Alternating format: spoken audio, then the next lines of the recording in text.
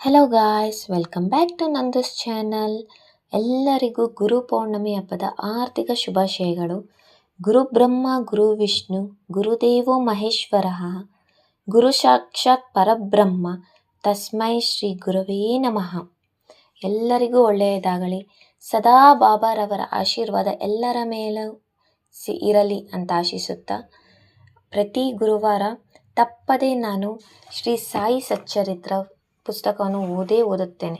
ಪ್ರತಿ ಗುರುವಾರ ಬಾಬಾರವರಿಗೆ ಪೂಜೆ ಸಲ್ಲಿಸಿ ನೈವೇದ್ಯ ಅರ್ಪಿಸಿ ಎಲ್ಲ ಮಾಡಿ, ಇವತ್ತು ಆ ಪುಸ್ತಕದಲ್ಲಿ ಒಂದು ಕಥೆಯನ್ನು ನಾನು ಓದಲು ಇಚ್ಛಿಸುತ್ತೇನೆ.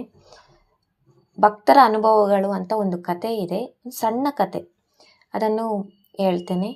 ಯಾರು ಒಂದು ಪಾತ್ರೆ, ಫಲ ಅಥವಾ ಉದುಕ ಇವುಗಳನ್ನು ನಿರಂತರ ಪ್ರೀತಿಯಿಂದ ನನಗೆ ಅರ್ಪಿಸುವರೋ ಅಂಥವರ ಪರಿಶುದ್ಧವಾದ ಪ್ರೇಮವನ್ನು ನಾನು ಸದಾ ಮನಪೂರ್ವಕವಾಗಿ ಸ್ವೀಕರಿಸುತ್ತೇನೆ ಎಂದು ಶ್ರೀಕೃಷ್ಣನು ಭಗವದ್ಗೀತೆಯಲ್ಲಿ ಹೇಳಿರುತ್ತಾನೆ.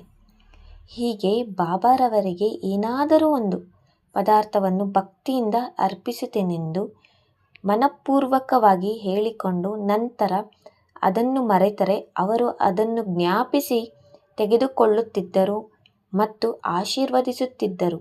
ಈ ಥರದ ಅನೇಕ ಘಟನೆಗಳು ಜರುಗಿವೆ ಅಂತ ಈ ಸಾಯಿ ಸಚ್ಚರಿತ್ರ ಪುಸ್ತಕದಲ್ಲಿ ಬರೆದಿದ್ದಾರೆ. ಯಾರೇ ಆಗಿರಲಿ, ಏನೇ ಕಷ್ಟ ಇರಲಿ, ಏನಾದರೂ ಒಂದು ಬಾಬಾ ನಂಬೋರು ತುಂಬ ಜನ ಇದ್ದಾರೆ. ಇವಾಗ ಪ್ರತಿಯೊಬ್ಬರು ಬಾಬಾನ ನಂಬ್ತಾರೆ.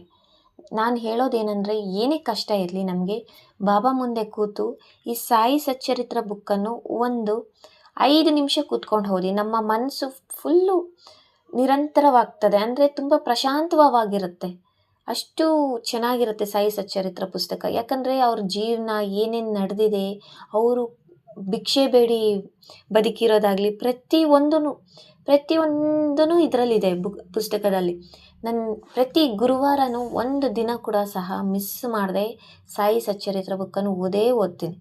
ಪ್ರತಿ ಗುರುವಾರ ಬಾಬಾ ಅವರಿಗೆ ಅಭಿಷೇಕ ಮಾಡಿ, ಮತ್ತು ಅಲಂಕಾರ ಮಾಡಿ, ಮತ್ತು ನೈವೇದ್ಯ ಇಟ್ಟು, ಮತ್ತು ಓದುವಾಗ ನಾನು ಹೂವುಗಳನ್ನು ನೋಡಿ, ನಾನು ಈ ವಿಡಿಯೋನಲ್ಲೂ ಇದೆಯಲ್ಲ, ಹೂಗಳನ್ನೆಲ್ಲ ಅರ್ಪಿಸುತ್ತೇನೆ. ಸೊ ಪ್ರತಿಯೊಬ್ಬರಿಗೂ ಒಳ್ಳೆಯದಾಗಲಿ. ಪ್ರತಿಯೊಬ್ಬರು ಸಾಯಿ ಸಚ್ಚರಿತ್ರ ಬುಕ್ಕನ್ನು ಓದಿ ಅಂತ ಹೇಳುತ್ತಾ ಇಲ್ಲಿಗೆ ಈ ವಿಡಿಯೋನ ಮುಗಿಸ್ತಿದ್ದೀನಿ.